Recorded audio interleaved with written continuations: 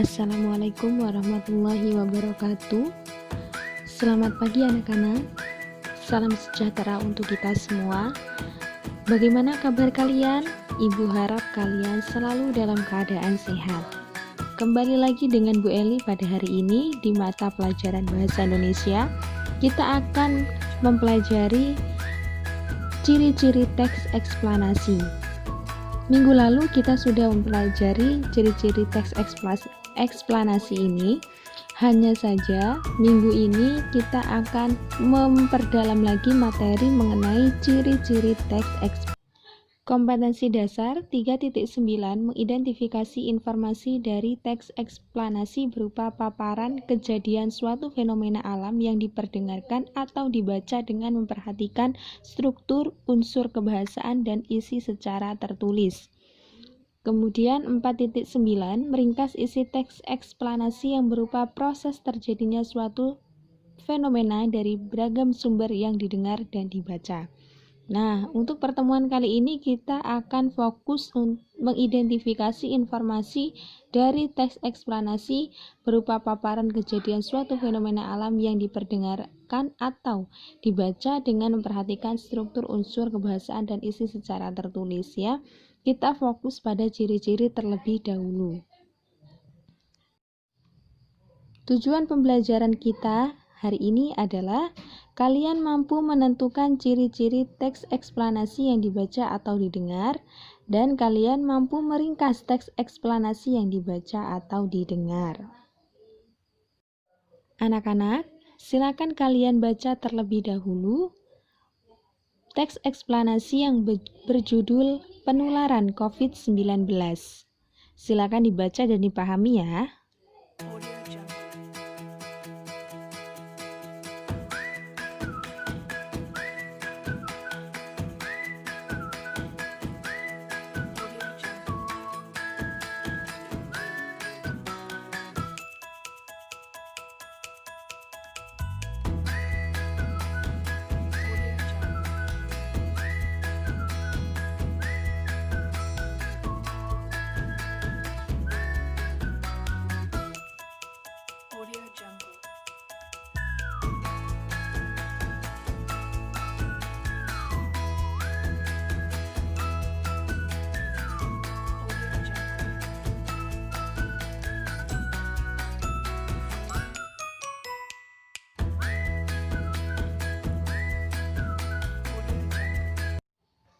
Nah anak-anak, bagaimana? Sudahkah kalian membaca teks eksplanasi yang berjudul penularan COVID-19 tadi?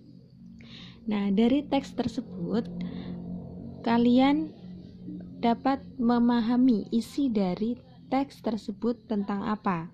Nah, teks yang berjudul penularan COVID-19 tersebut menjelaskan peristiwa atau proses penularan COVID-19 yang ditularkan melalui droplet. Teks dengan ciri tersebut dapat disebut eksplanasi. Nah, mengapa teks tersebut dinamakan teks eksplanasi? Nah, mari kita baca terlebih dahulu ciri-ciri teks eksplanasi. Teks eksplanasi adalah teks yang menjelaskan hubungan peristiwa atau proses terjadinya sesuatu. Nah, ciri-ciri dari teks eksplanasi yaitu terdiri atas paragraf-paragraf. Setiap paragraf mengusung sebuah topik. Nah, kita lihat dari teks penularan COVID-19 yang kalian baca, terdiri dari beberapa paragraf. Ada berapa paragraf anak-anak? Iya, ada 4 paragraf ya. Kemudian, setiap paragraf mengusung sebuah topik, yaitu tentang peristiwa penularan COVID-19. Nah, topiknya hanya satu ya. Jadi setiap paragraf itu merupakan satu karangan, kemudian mempunyai satu topik yaitu COVID-19.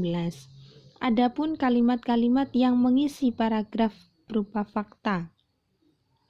Nah, kalimat-kalimat yang mengisi paragraf berupa fakta. Jadi, di dalam teks eksplanasi ini, semua kalimatnya mengusung sebuah fakta. Jadi tidak ada opini atau pendapat, semuanya fakta atau sesuai dengan keadaan.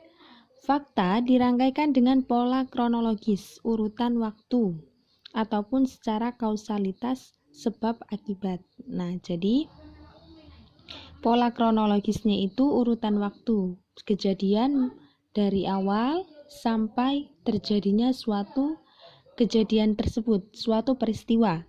Nah, atau kausalitas sebab akibat. Adanya penyebab nanti juga akan mengakibatkan akibat. Nah, misalkan seperti ini. COVID-19.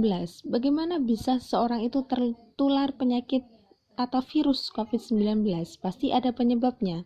Nah, mungkin tertular dari droplet orang lain yang bisa masuk ke dalam seseorang itu, begitu.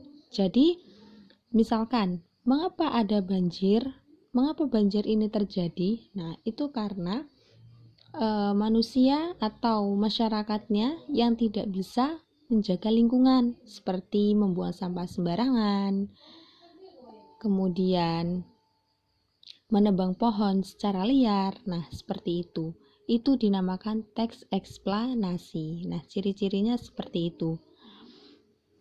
Bagaimana anak-anak? Sudahkah kalian paham mengenai materi ini?